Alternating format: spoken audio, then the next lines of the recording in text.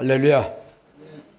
오늘은 6월 첫 주일이자 현충일입니다. 이 현충일은 우리나라와 민족을 위해서 싸우다가 숨진 국군 장병과 또 순국 선열들의 그 충성을 기리기 위해서 정한 특별한 날이죠. 올해 2021년이 현충일이 정한 지 벌써 66년째더라고요. 1956년 6월 6일 날 처음으로 현충일이 제정이 되어서 이렇게 현충일 날 오전 10시만 되면은 나라와 민족을 위해서 순국하신 그 장병들, 순국 열사들을 위해서 묵념하는 그런 날을 이렇게 지키고 있는 것이죠. 우리도 자유 대한민국을 잘 지키고 보호해서 우리 후손에게 물려줄 사명이 있습니다. 아멘. 예수님을 우리가 믿고 예수님을 통해서 우리가 구원을 받았다고 한다면 예수님께서 인류를 구원하시기 위해서 십자가에서 그 대속의 피를 흘리시고 죽으신 것처럼 우리도 이 나라와 민족을 위해서 이렇게 죽어가는 그 영혼들을 위해서 복음을 들고 나가서 목숨을 걸고 전하며 다시 오실 우리의 신랑을 맞이할 수 있는 신부들이 되어야 된다라는 저의 생각입니다. 지난 시간에서 오늘 신랑 솔로몬은 신부인 술람에 대해서 계속 사랑에 대한 노래를 하고 있어요.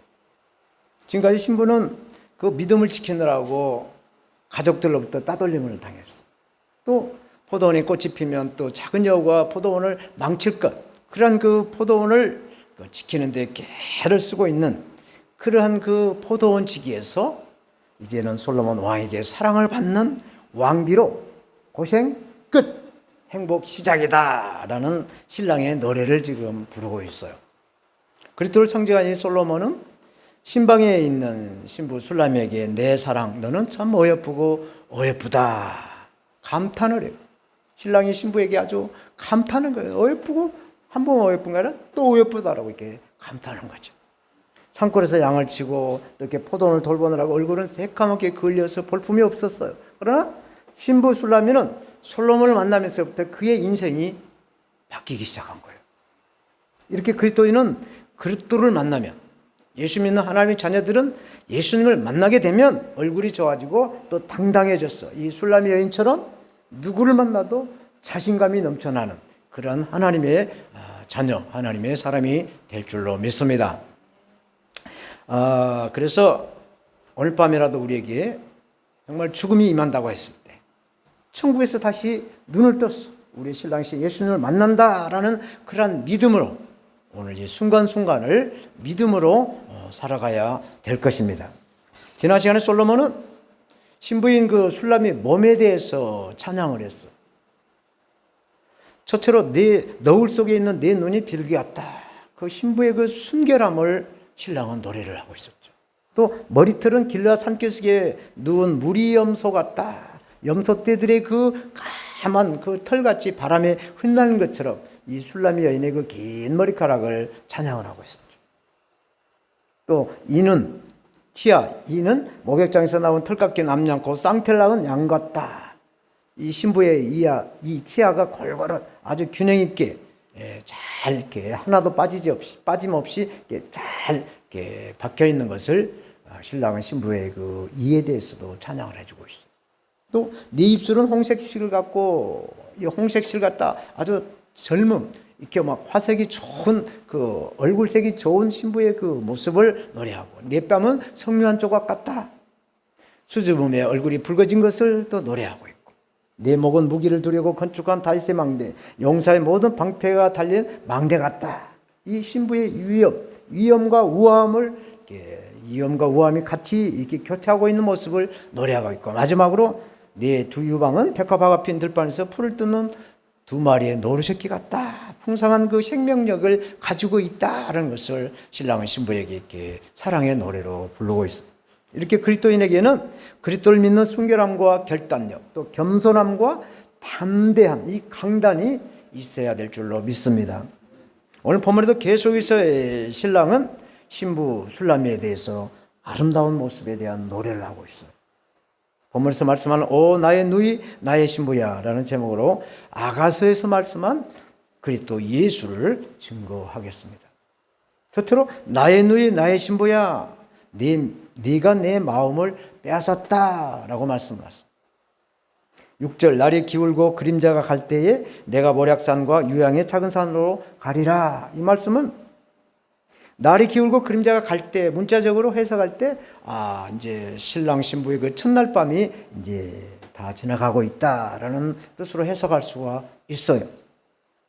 근데 이 몰약의 산과 유양의 작은 산으로 가리라, 이 말씀의 뜻은 예수 그리스도의 신약의 시대가 도래하고 있다라는 것을 말씀해 주고 있어요.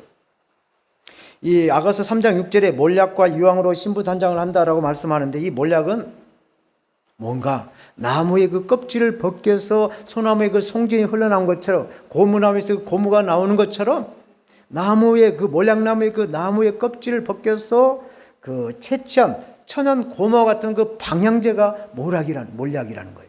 그래서 몰약은 십자가에 달려서 피 흘리신 예수 그리스도의 그 순환, 그 죽음을 상징해주고 있는 것이죠. 예수 그리스도께서 몰약의 산인 모리아산으로 올라가셔서 가죽의 채찍으로 온몸이 찢겨지는 그 순환, 그리고 죽으심, 이것을 비유로 아가서는 말씀해 주고 있어요. 왜 그럴까요?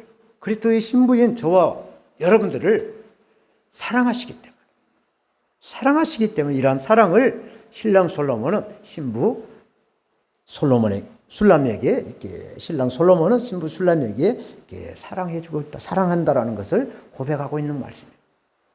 7절 나의 사랑 너는 순전히 어여뻐서 아무 흠이 없구나.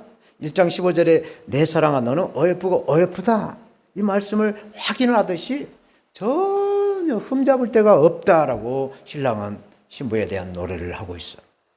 구약의 제사장과 제물은 흠이 없어야 했어요.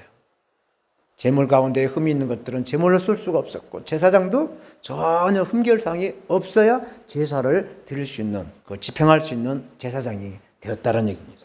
고린도서 5장 21절에 하나님이 죄를 알지도 못하신 자로 우리를 대신하여 죄를 삼으신 것은 우리로 하여금 저희 안에서 하나님의 의가 되게 하십니다. 그래서 우리가 죄로 인한, 아담으로부터 들려온 그 전가된 죄로 인한 그 흠이 있는 것을 예수님이 십자가에서 그 보혈의 피로 우리의 죄를 다 씻어주셔서 거룩한 신부가 되게 하셨다라는 말씀을 해주고 있습니다.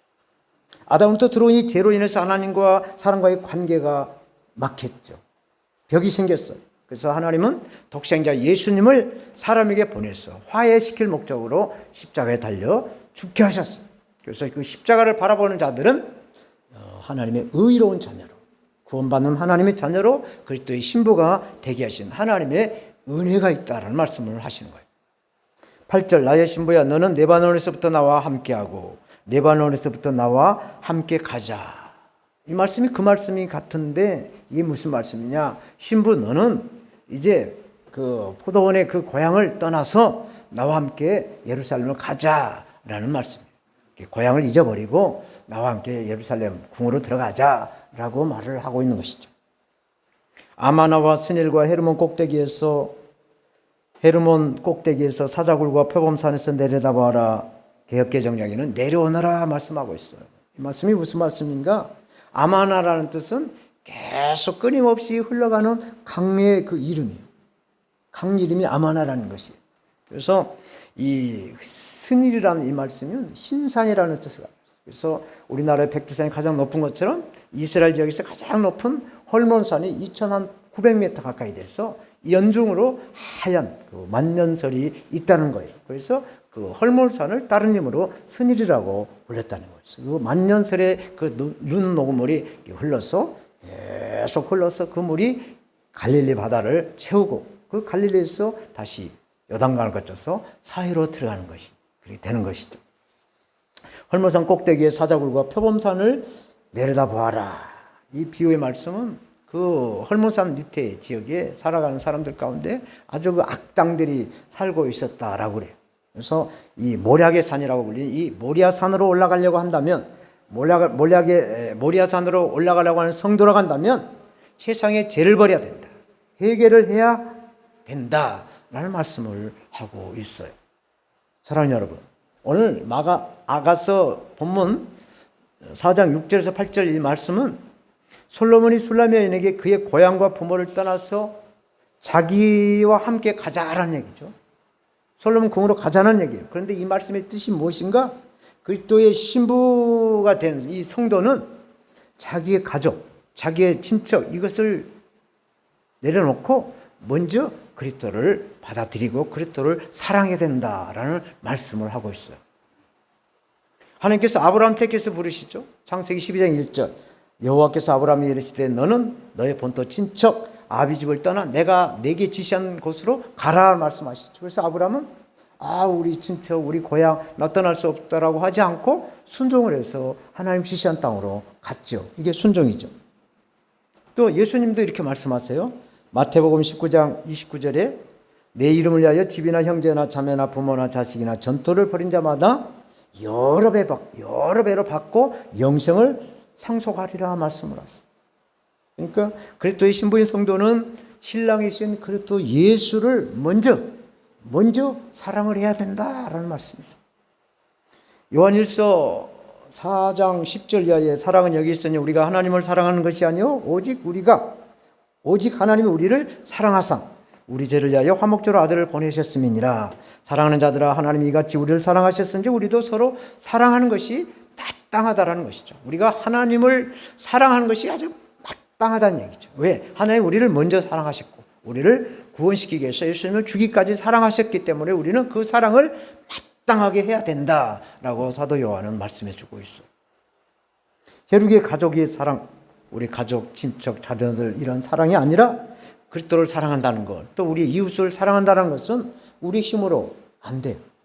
그래서 예수님은 우리에게 성령을 구하고 성령을 찾고 성령을 두드려서 이 성령의 힘으로 사랑의 은사를 맺고 사랑의 열매를 맺어서 하나님께 영광을 돌리게 하라 말씀을 하시는 것이죠. 두 번째로 내 누이 내 신부야 내 사랑이 어떤 향보다 진하다 말씀하세요. 9절 나의 누이 나의 신부야 네가 내 마음을 빼앗았구나. 내 눈으로 한 번 보는 것과 내 목에 구슬 한 깨미로 내 마음을 빼앗았구나. 제가 성경을 보니까 누이라는 말씀을 성경에서 70번을 말씀한 걸 봤어요. 가장 많이 누이라고 말씀한 것이 창세기에서 21번을 말씀하는데 아브라함이 그의 아내 사라를 나의 누이라고 말씀하죠.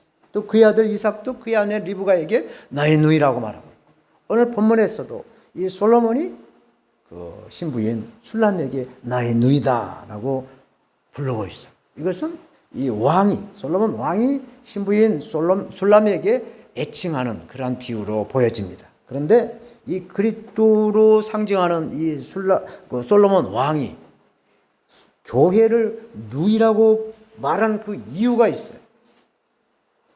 그리스도께서 성도들에게 이렇게 누이라고 부르는 솔로몬을 통해서 누이라고 부르는 뜻이 있다는 얘기죠. 그것은 뭐냐?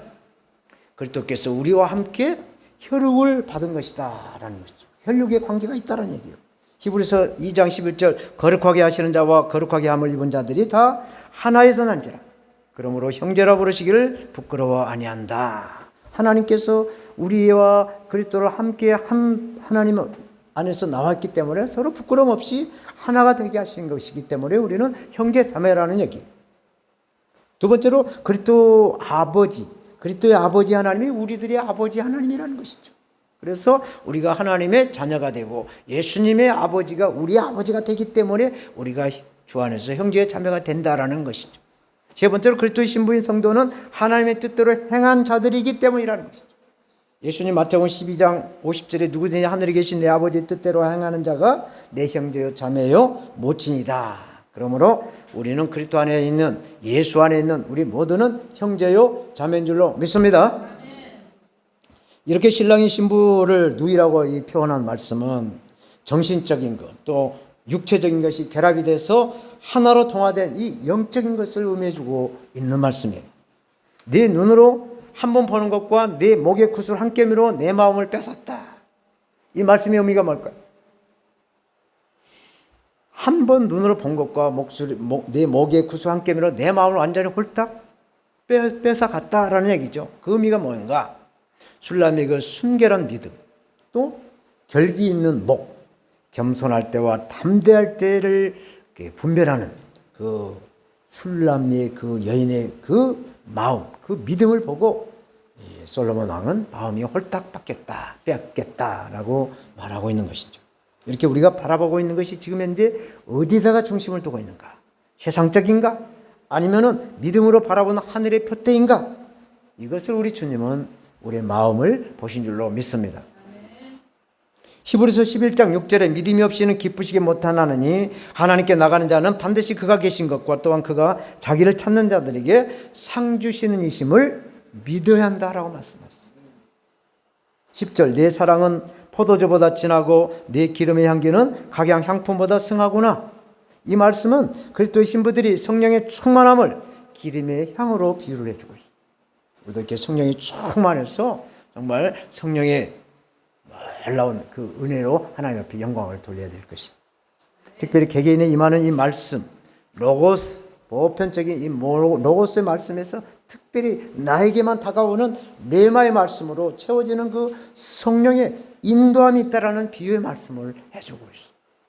11절 내 신부야 내 입술에서는 꿀방울이 떨어지고 내 혀 밑에는 젖과 꿀이 있고 내 의복의 향기는 레바논의 향기 같구나. 굉장히 많은 단어로 비유를 해주고 있어요. 부부간의 사랑을 정말 이렇게 비유해서 리얼하게 말씀하고 있습니다. 오늘날 가정에서 끊임없이 일어나는 문제들이 다 있어요. 그것은 다 각각 그 성장해온 배경이 달라요. 또 성격도 다 달라요. 그래서 서로가 깊은 사랑으로 교제를 해야만이 서로가 그 사랑에 동화가 되고 하나가 되도록 이렇게 힘을 써 가야만이 부부의 온전한 그 행복한 가정을 영위 나갈 수가 있다라는 얘기를 솔로몬 통해서 이 아가서를 통해서 우리에게 말씀해주고 있어요. 아가서는 그리스도와 그리스도의 신부인 교회의 사랑 이야기를 하고 있는 말씀. 그래서 꿀은 성경에서 말씀으로 비유, 하나님의 말씀으로 꿀을 비유해주고 있어요. 시편 119편 3절에 주의 말씀의 맛이 내게 어찌 그리 단지요 내 입의 꿀보다 더하다라고 말씀하죠. 또 잠언서 16장 24절에 선한 말은 꿀송이 같아서 마음에 달고 뼈에 양약이 된다. 그러니까 하나님의 말씀은 우리의 육신에 양약이 되고 골수가 된다라는 말씀을 꿀로 표현하고 있는 것이죠. 하나님의 지혜 말씀인 성경을 비유하는 것이죠. 성령의 감동으로 기록된 하나님의 말씀이 우리에게 꿀처럼 달게 느껴져야 된다라는 말씀이 있습니다. 젖은 아기가 먹는 양식이죠. 아직 이유식을 먹지 못한 아기는 젖을 먹어야 되죠. 그래서 어린 양인 그리스도의 신부가 꿀과 이 젖을 사모를 해야 젖과 꿀이 흐르는 가나안 땅으로 들어갈 수가 있다. 천국으로 들어갈 수가 있다라는 말씀을 해주고 있어요. 그리고 네 의복의 향기는 레바논의 향기 같구나. 이게 또 뭐예요? 의복의 향기는 성도의 그 옳은 행실을 의미한다라고 계시록에서 말씀하더라고요. 요한계시록 19장 7절 이하에 우리가 즐거워하고 크게 기뻐하여 그에게 영광을 돌리세 어린 양의 혼인계약이 이르렀고 그 아내가 예비하였으니 그에게 허락하사 빛나고 깨끗한 세마포를 입게 하였은즉 이 세마포는 우리의 의복의 향기는 성도의 옳은 행실이다 말씀하고 있어요. 우리가 집에서 입던 그 평상복을 입고 주일날 교회에 오지 않지 않습니까? 그래도 깨끗한 이렇게 더러운 거 빨아서 깨끗하게 입고 이렇게 단정하게 교회 오는 것이죠. 이게 우리의 세마포, 이게 거룩한 성도의 행실이라는 얘기죠. 레바논 향기는 레바논에서 자라는 이 백향목이나 이 잣나무 같은 데서 나오는 이 침엽수에서 나오는 피톤치드와 같은 아주 향기가 크하다는 얘기예요. 그래서 이 백향목은 뭘로 비유하느냐? 성화된 그리스도인으로 비유를 해주고 있어요. 그래서 성화된 하나님의 사람들, 하나님의 자녀들이 하나님께 영광을 드리고 이렇게 계속 예배로, 찬양으로, 특송으로 이렇게 모든 걸 통해서 하나님 앞에 영광을 드려가는 모습을 노래하고 있는 것이죠. 성화된 성도의 기도가 천국에서는 향기를 바란다라고 계시록 5장 8절에서 말씀하고 있죠. 슬플 때는 우리가 기도를 하고 또 우리가 즐거울 때는 찬양을 통해서 하나님께 영광을 드리고 또 예수 그리스도의 복음을 전하는 데 힘을 써야 된다라는 말씀인 줄로 믿습니다. 마지막으로 너는 동산의 샘이요 아름다운 화초의 향이라고 말씀하셨습니다. 12절 나의 누이 나의 신부는 장근 동산이요 덮은 우물이요 봉한 샘이로구나. 여기서 덮은 우물과 장근 동산은 같은 뜻을 가지고 있어요. 우리나라 국립공원 많이 있는데 제1호가 지리산 그리고 많은 그 설악산부터 많은 산들이 국립공원으로 지정을 했는데 이 국립공원은 아무 때나 들어갈 수가 없어요. 동식물들이 그 번식할 때는 국립공원을 들어가지 못하게 합니다. 그리고 일몰 시간에 맞춰서 딱 정한 시간에만 들어가게 돼 있어요. 왜? 밤에 들어갔다가 야생동물로 습격을 받아서 피해를 입을까 봐 그럴 수도 있어요. 그리고 폭설인데 폭우가 내릴 때도 국립공원은 출발을 못하게 돼 있습니다. 그런데 이 잠근 동산의 뜻이 뭔가? 잠근. 이게 동산은 동산인데 들어갈 수 없는 이 동산이 뭔가? 이 뜻은 교회의 성격을 말씀해 주고 있어요. 교회는 이 세상과 구별된 그리스도를 위한 교회야만이 된다는 거예요. 교회는 모든 향기로운 열매와 보배로운 나무와 같은 영적인 산물들로 부유하게 있어요. 그러나 오로지 그리스도만을 위해서 교회가 있어야 한다는 얘기예요. 그래서 교회는 성별돼야 돼요. 교회는 세상 가운데 있어요. 그러나 세상 속에서 빛과 소금과 같은 영향을 세상을 통해서 줘야지, 이 교회가 세상 속에 있다고 해서 세상의 문화와 세상의 그 모든 쾌락을 받아서 동화되는 것이 되면 안 된다는 얘기를 하고 있어요. 그래서 로마서 12장 2절에 너희는 이 세대를 본받지 말고 오직 마음을 새롭게 하여 변화를 받아서 하나님의 선하시고 또 기뻐하시고 온전한 뜻이 무엇인가 구별을 하라고 말씀하죠. 영적인 분별력을 가져라고 말씀을 하고 있어요. 덮은 우물이요 봉한 샘이로구나. 이것은 사막에서의 우물은 생명이죠. 생명, 물은 생명입니다. 우리 같이 이렇게 우리나라 정말 살기 좋은 나라. 제가 죄송한데 해외를 한 5개 나라를 다녀봤는데 코로나만 없었으면 70개 나라 다녔을 것인데 하여튼 우리나라 같이 이렇게 먹고 살기 좋은 나라가 없어요. 일단은 언어가 통하니까 뭐 이렇게 편하고 좋은 것 같아요. 그러나 산에 가면 뭐 나무 있죠, 물이 있죠, 뭐 완전히 살기가 좋은 곳이더라고요. 이 사막지대에 가보면 물은 생명과 같아요. 물이 없어요. 물이 있는 데만 있더라고요. 창세기 보면은 이 에서의 그 축복권을 야곱이 뺏었죠. 그래서 형한테 그냥 죽음을 이제 피하기 위해서 에삼촌 라반의 집으로 도망을 가잖아요. 그런데 한참 이제 에삼촌 이제 다 이제 집을 찾아가는데 라반의 그 목자들이 그 우물에 그 돌을 드러내고 양들을 물을 먹이고 다시 우물하고를 돌로 덮었다라는 얘기를 하고 있어요. 그러니까 사막에서 이 우물은 사람의 생명과 양들의 생명을 이어갈 수 있는 그 생명의 원천이라는 얘기를 하고 있어요. 그래서 이 솔로몬은 신부 술라미를 이 우물처럼 내 생명처럼 귀하게 여기고 사랑한다라는 말씀을 고백하고 있는 것입니다. 오늘 본문 13절, 14절 말씀은 상당히 여러 가지로 비유를 해주셨는데 과일나무와 꽃과 향품들을 비유한 것은 그리스도의 신부인 성도들에게 마땅하게 있어야 할 신랑이신, 마땅히 있어야 할 그 신랑이신 그리스도께서 주신 성령의 은사들을 비유한 말씀. 우리에게 예수 믿으면 성령이 우리에게 임하시죠. 그래서 성령은 9가지 은사를 말하고 있고 또 열매를 말하고 있고 9가지 뭐 또 나머 12가지 뭐 여러 가지가 있습니다만 하나님께서 우리에게 주신 이 성령의 은사들을 비유를 해서 말씀하고 있어요. 이제 15절 말씀. 너는 동산의 샘이요 생수의 우물이요 레바논에서부터 흐르는 시내라. 모든 동식물을 먹여 살리는 이 물을 계속해서 말씀하고 있어요. 이 물은 고여있는 물이 아니라 흘러가고 있는 물을 말씀하고 있어요. 에스겔서 우리가 구약의 47장을 쭉 읽어보면 성전들에서 물이 나와요. 성전에서 물이 나와서 그 물이 발목을 적셨어요. 이제 발목에서 물이 어디로 가요? 무릎으로 차죠.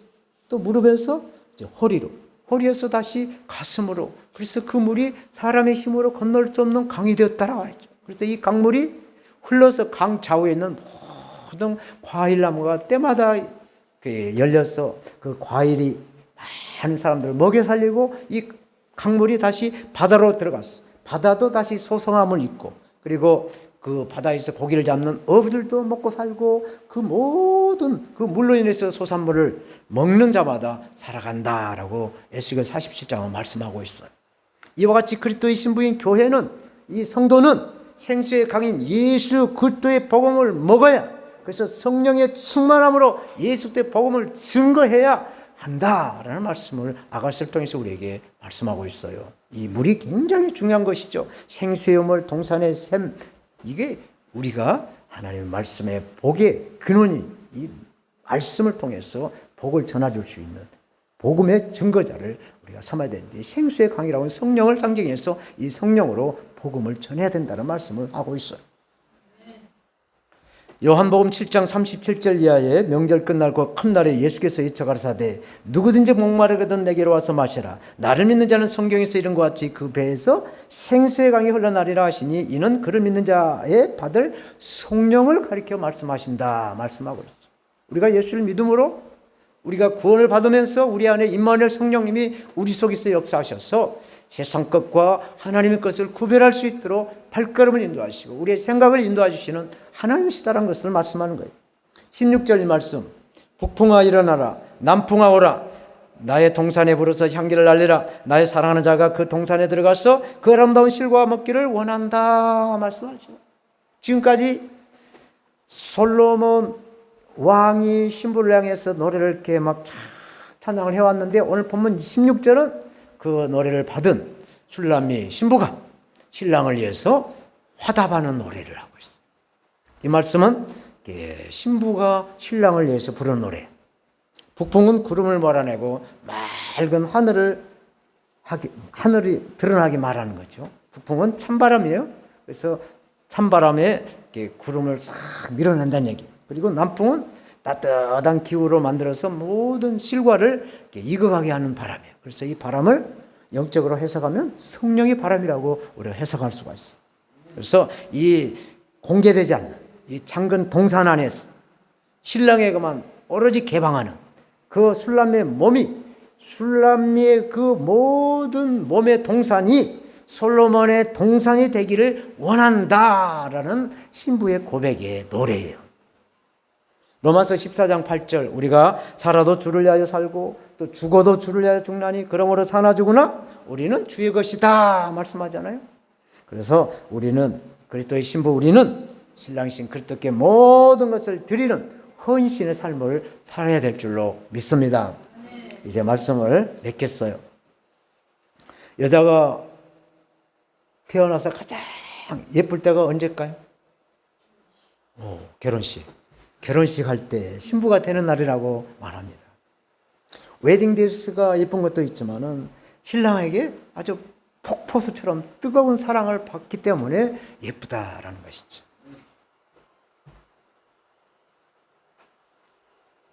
청춘 많은 남자가 서로 교제하고 사랑을 나누다가 사랑의 화살, 큐피드의 화살이 서로에게 꽂히게 되면은 우리가 이제 같이 살아야 되겠구나, 떨어지기가 너무 싫다. 그래서 이제 부부연을 맺고 이렇게 결혼을 해서 아들, 또 딸, 아들 낳고 이렇게 살아가죠. 이렇게 많은 사람들은 결혼을 해서 자녀를 낳고 누구나 다 행복하고 또 이렇게 건강하게 살고 싶어 해요. 맞죠? 네. 근데 행복은 뭐예요? 불행이 없는 것을 행복이라고 말하지 않는다는 얘기죠.